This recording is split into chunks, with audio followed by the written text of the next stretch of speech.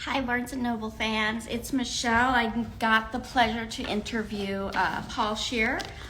His book is Joyful Recollections of Trauma. It's backwards when you put it in front of this camera.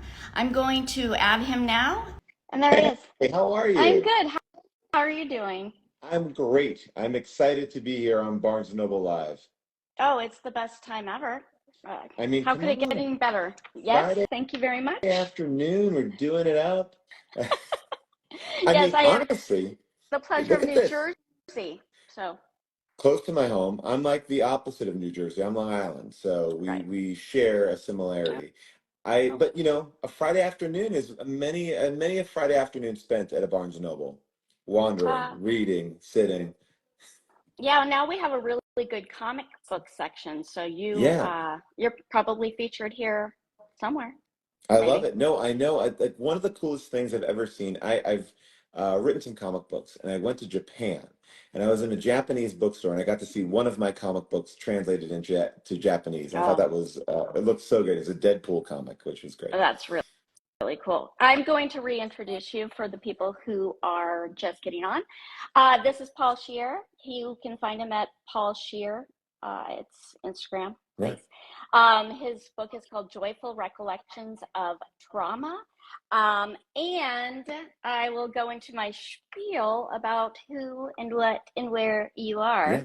Yeah. Paul is an improviser, or started his whole career as an improviser, CCL. UCB, moved on to doing VH1's very famous show last week. What was it? Best week This, ever. thank you. Best week ever. Watched it religiously. The best. Moved into the land of Lala and did Veep and did, that's just Fresh ended Fresh. off the boat and the Thank you. league and Black But his Monday. podcasts Yeah. are so much fun. How did this get made? And Unspooled. So he's written a book about a memoir, if you will, of taking tragedy, adding time to it, making it comedy, then going back and finding the tragedy. Yeah, no, it's kind of a weird mixture. It's like it's a very complicated cake that I baked right there. It's like you have to put it in the oven, take it out of the oven, put it in the fridge, then put it back in the oven. How did it work? I don't know. Um, yeah, no, this is, my first foray into writing a real long form. I really wanted to take it seriously because I feel like there's a lot of books where I've talked to people and they're like, "Oh my God, I had to write my book in 2 weeks," or they just kind of sell a pitch and they don't actually know what they're going to write. So before I even tackled this, I really just sat down and started writing.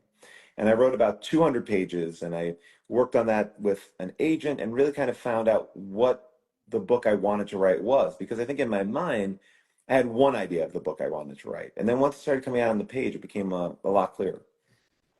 Um, Having read it, I highly recommend it. Comes out May 22nd. Well, thank you so Am I much. right? Yeah, 21st. 21st. I don't know days. After COVID, I what is get it. time? Believe me, I don't know. I mean, as long as it's coming out, that's fine. You Yeah. can pre-order it, you can get it now, you can get it then, whenever you want. It's going to be there. And it is truly just lovely and hilarious and heartwarming and heartbreaking. And as a kid who's had a very similar experience growing up, um, what comedians do is take that and just tell the joke of it. So it's really nice to get the layers of that cake and take it out of the oven for the final time. Um, We're Growing up only going in to Long, do baking analogies. We can only do baking analogies from here on in.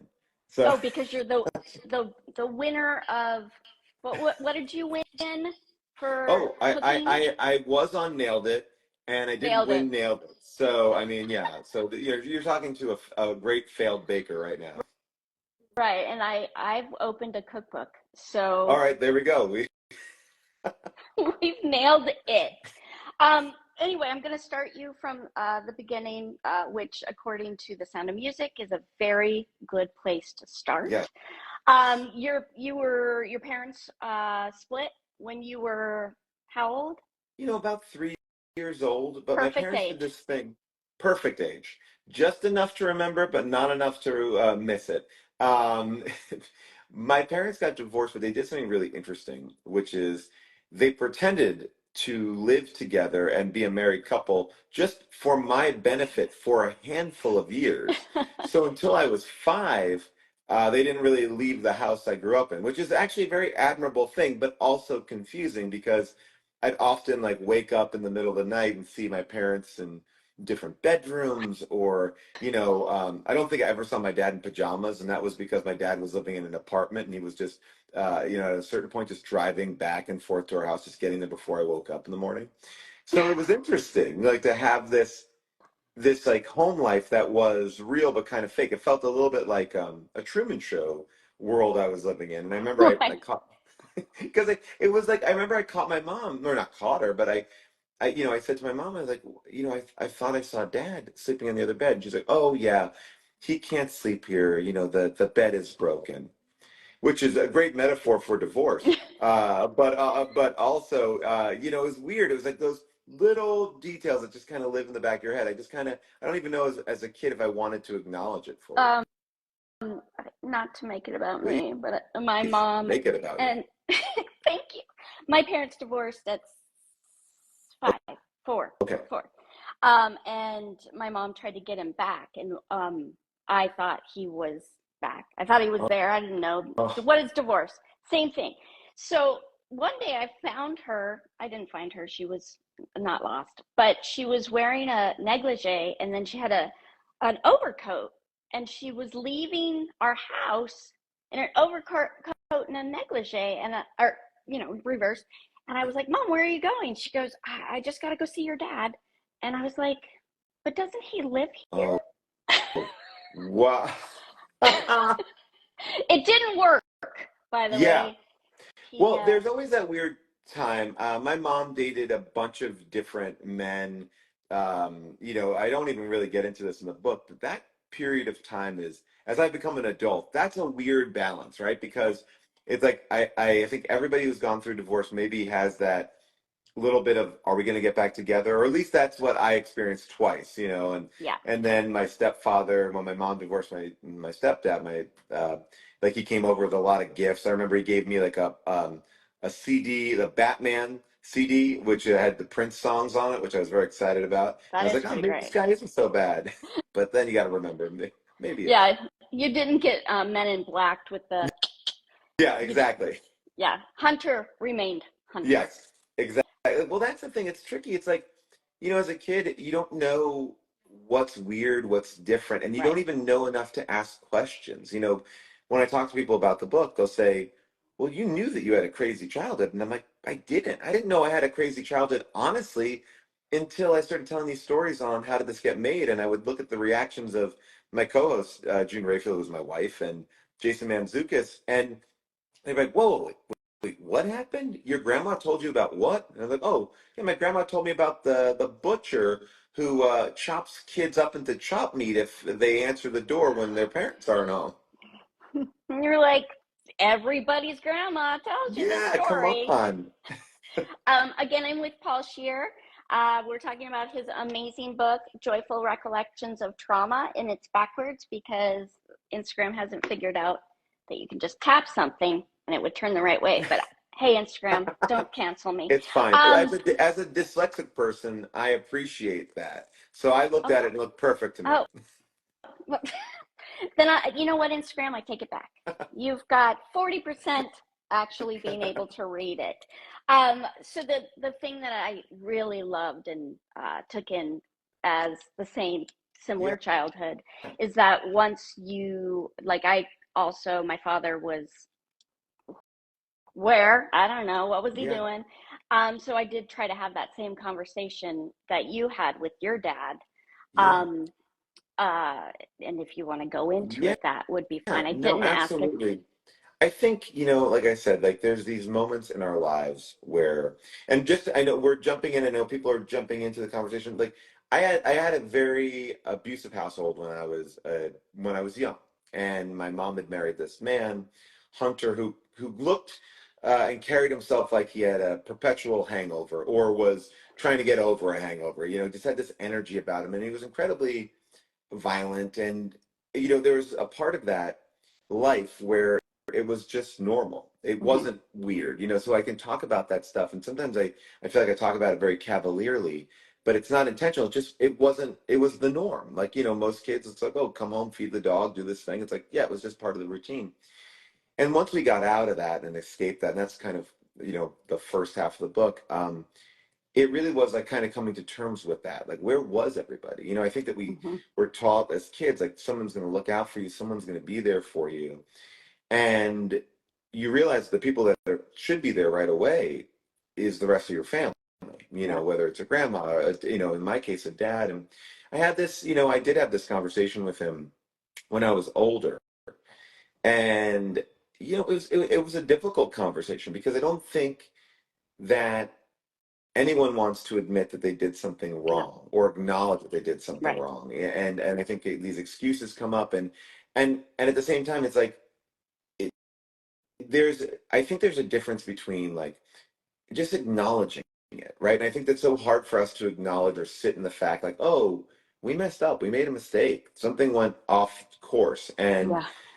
and I think when I've talked to my parents, it really is about, I think that there's a want to just ignore it completely. Right. We're fine. We're fine. Everything is fine now. It's like, and that is okay, but at a certain point, like, there are these questions there, and I think it makes for tough but productive conversations if those people are willing to have them with you. Right.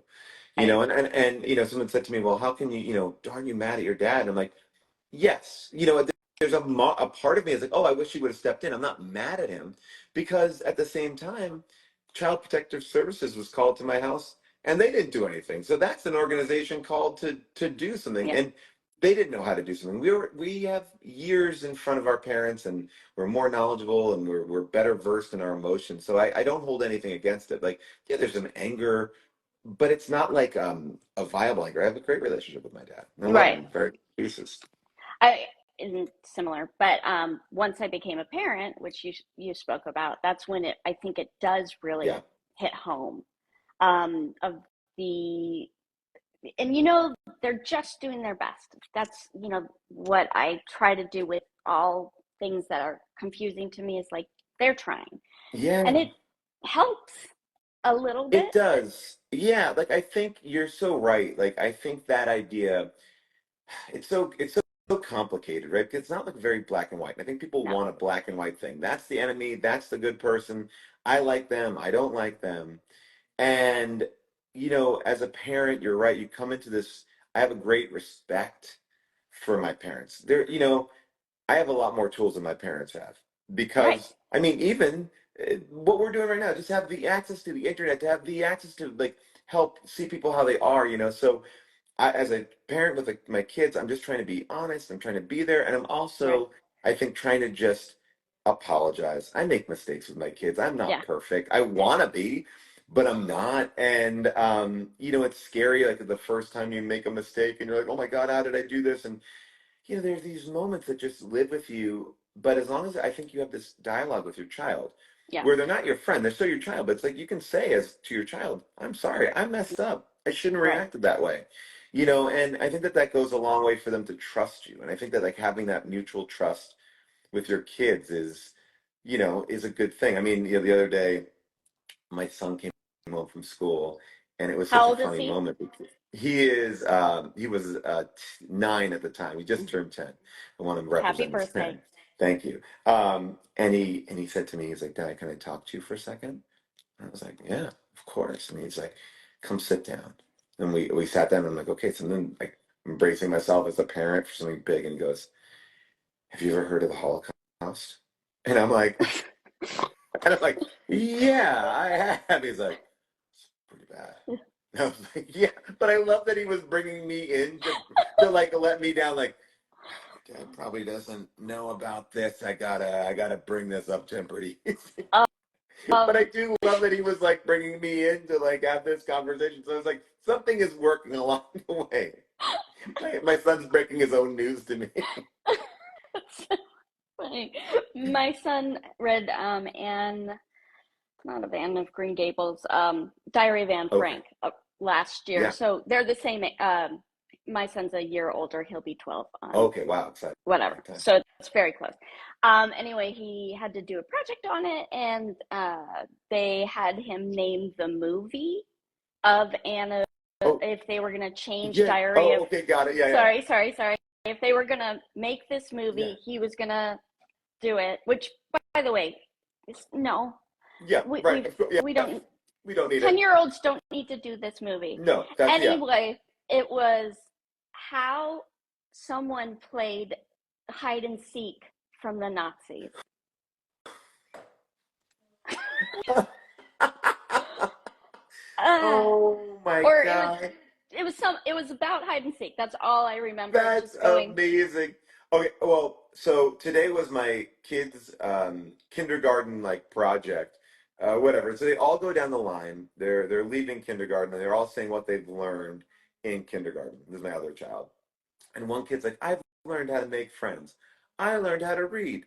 I learned how to write. My son, I learned about Amelia Earhart, who crashed her plane in the Bermuda Triangle and was eaten alive by by a sand crab. I was like, no, what? what? What do you mean? Like, first of all, I love that the only thing he learned Amelia Earhart, which he's never spoken about, but that he like added in that she was eaten alive by a By a sand crab. sand crab? Eaten alive, too, really. So she was able to land. She landed somewhere, and she was then eaten alive. How What big a was that sand tragic crab? ending! She got so far. She was able to Also, do it. That's damn that Sam crab. oh, but for the sand crab, go on.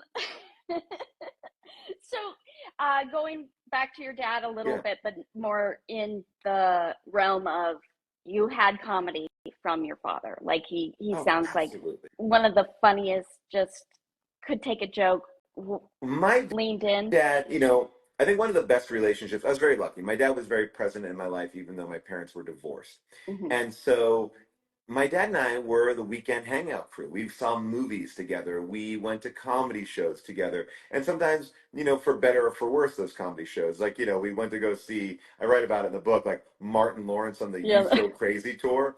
And we were like sitting front row. And we thought we were about to see like Martin from Fox, this like gentle, fun Martin. And he gets out there and just F bombs are dropping, very graphic depictions of what has been going on with him and his love life. And it was just this insane moment. But I felt like my dad and I were buddies of comedy and got to see stuff. He right. would tape Saturday Night Live and I'd watch it every Sunday morning, or he would cut out the naked parts in movies. Oh. So like I could see Beverly Hills Cop, but without the nudity. And there's so many movies I've There's seen as an nudity. adult. There's nudity in that They movie. go to a strip club in every Beverly Hills Cop. They always go to a strip. It's Okay. very much in the background. It's not up front, but it's just sort of like it's just like, oh, you have a Velvet Elvis on the wall. Like you can't help but not notice it, but it's also not the part of the thing. So yeah, no, he was amazing, and it was fun to feel like my dad had that sense of humor. Like we'd go see improv, and um, we'd have these like really great like little adventures, and that really opened me up to finding eventually the UCB. But I originally found this place called Chicago City Limits, which was like a short form improv place where we did like Whose Line Is It Anyway Right. games, and I just was like, I want to do that. I mean, it played great for me. I'm somebody who has dyslexic, I have ADHD, and being able to like, I don't have to memorize lines. This is Right. great. I can just get up on stage and do this. Right. So yeah, and he was a very big advocate of that. Um, Again, because people are just Yes, joining us. Paul Scheer, that's you. that's I'm me. super curious. Yeah, yeah, yeah, And yeah, that yeah, is yeah. me on the cover of the book. A lot of people have made fun of the fact I don't have socks on the cover of that book. And yeah, they're right. I don't often rock a non-sock look, but for whatever day, that was a photo shoot. So let me tell you how. I'll give you some inside sausage moments Is this here. behind the scenes? Behind the scenes of Behind the Book, they, you know, a couple months ago, they had said to me, "Hey, can you send us just some pictures? We want to do some mock-ups of a book cover." So in my Mm-hmm. mind, I'm like, "Oh, I'll give you a picture of this. I'll give you a picture of this, like whatever it could be." It was a mock-up. I thought it was just like they just needed different body positions. Then I got that back, and they're like, "That's her cover," and I was like, "There it is. We're done. All right, well, there it is." I didn't have much. I was like, I didn't know that was going to be the picture. I love the picture. It's It's a great. great, I had no a, idea. it's a really good picture. With the UCB, with your dad, I'm going back to the Yeah, conversation that we were just having, even though this, I am present with you. I'm here. I mean, you take me Great, anywhere. I'm sorry if I'm pulling you great. off track. You didn't pull me off track. I was, blah, blah, blah. Anyway, so going with your father into CCL and then, which made you go Well, yes, to movies.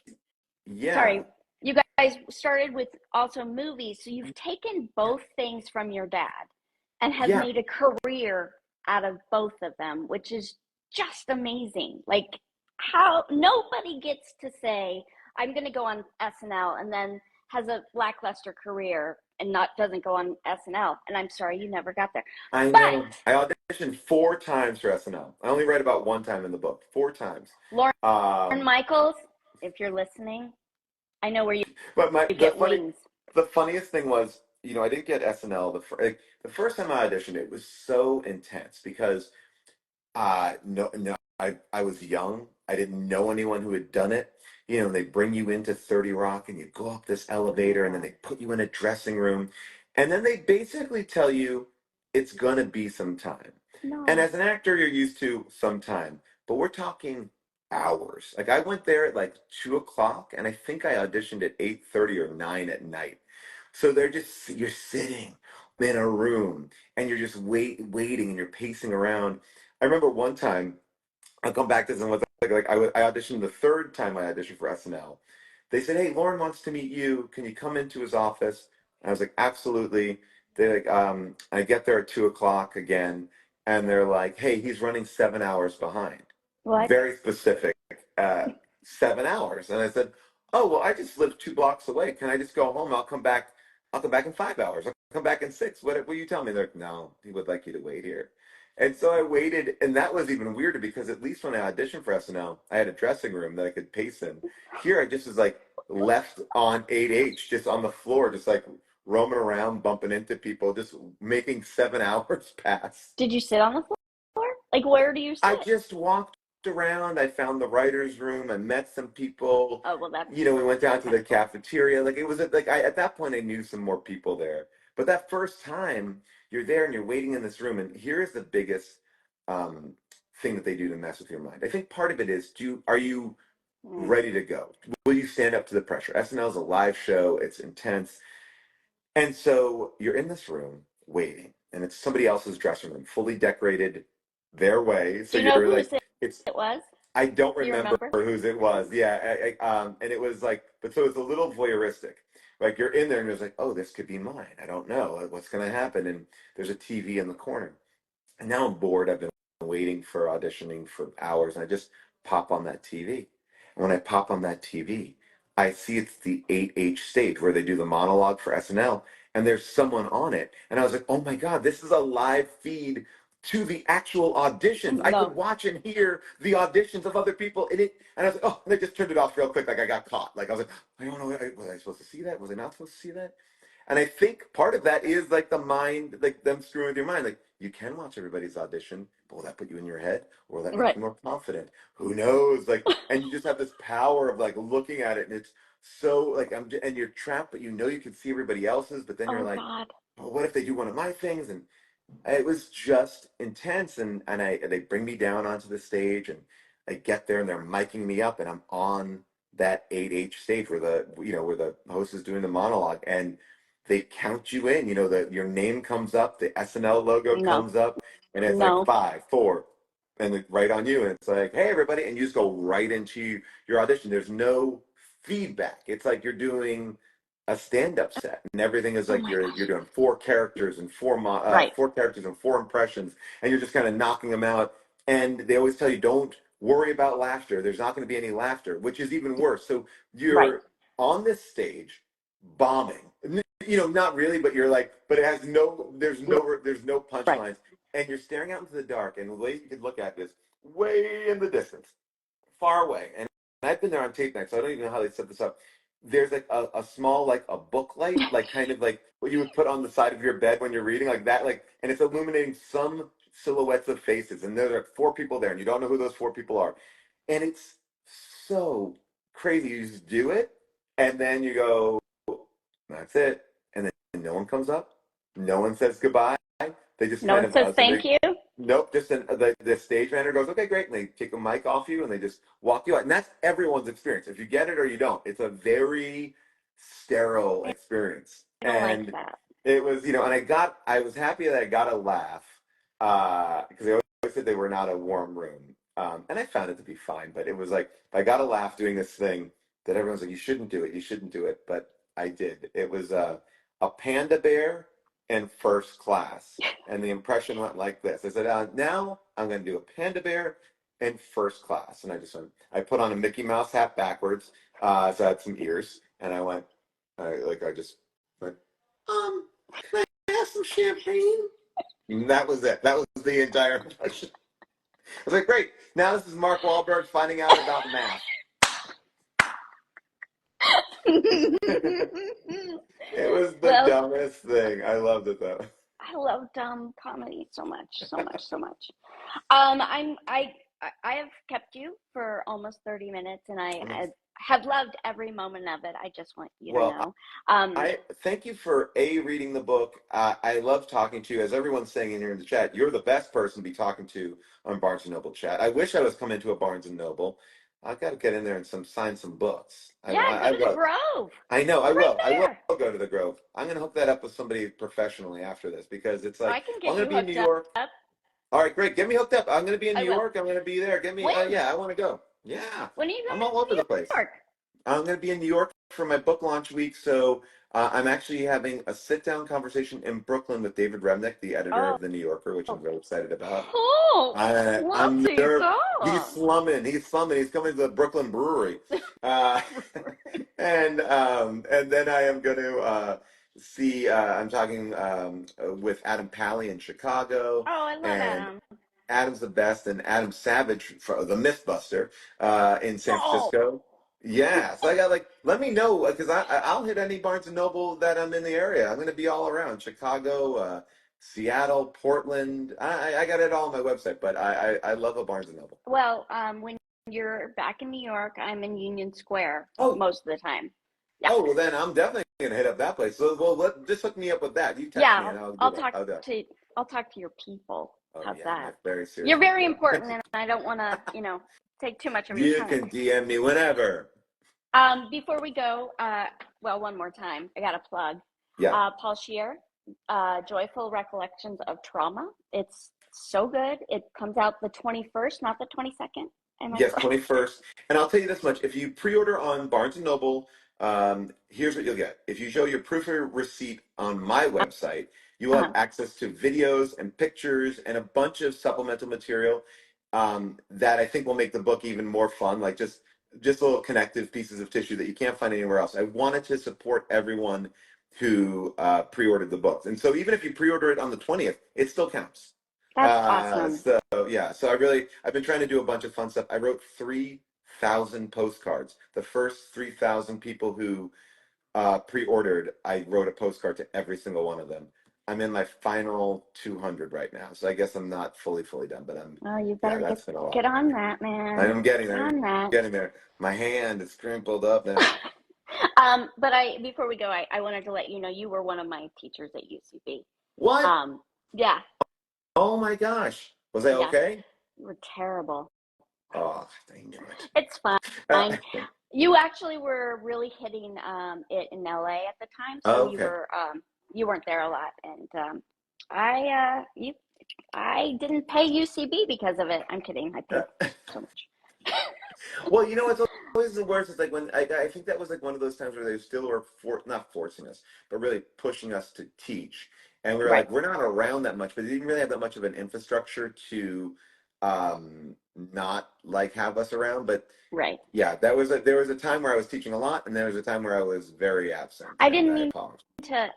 I loved your class. I'm No, sorry if you I made could that not make. believe me. I'd be pissed at me too. And I know you came here to settle a grudge, and this is why people are watching it. And this is it. This is where Barnes and Noble Live gets in the nitty gritty. I only got the job at Barnes and Noble so that I could have this Yeah, interview. I knew it. I knew it. Well, I only took this because they wouldn't hire me at Barnes and Noble. I interviewed Oh, twice at Union Square, okay. and I did, and they couldn't. Mm. Owen was always your son. Oh, Anyway, the the best, best. my good The friend. Yeah, really great. I just adore you. I love the book. I am so excited to get it into people's hands. Oh, thanks And when so you're in much. Union Square, I'm gonna be come. there. I'm gonna come to Union Square. Sincerely, I'm not. This is not like one of those bits where I'm like, I'm never. Like that would be like a homecoming to me because that's my. I lived on Park and 20th for like ever, and Right. so that's my Barnes and Noble. Like that's Well, my. you were I NYU, so of course it was was. NYU. I lived on Fifth and 10th, and then I moved up to Park and 20th, and I just that's where I stayed for the entire time I was in New York. I just had like a rent controlled apartment in a place that I think now is a bank. It's like I walked by it the other day and I was like, oh, it's a bank now. It's like the nice bodega that was there is all gone. But yeah, so I want to be there. I definitely want to be there. Awesome. And I got some special stuff I'm going to hide in books, stickers and Oh, fun stuff. Yeah. awesome. Come on, I did it Do up. I I get a paid for my own postcard merch. too? Don't give me a postcard. I don't deserve a I'm gonna postcard. get you a Anyway, postcard. no, I don't. I don't want your postcard. We've already talked about this. Thank you so much, Paul. You can catch him or whatever on at Paul Scheer, and you'll find out all about his life, and obviously get his book. And please find his book signed in Barnes Yeah, and Noble on May 20th because you. across the country. Oh God, now Do you're really it. throwing down the gauntlet. I'm gonna try. I'm gonna try. All right. Thank you so much. Thanks Have a so much. really great day. You too. Bye Bye. bye.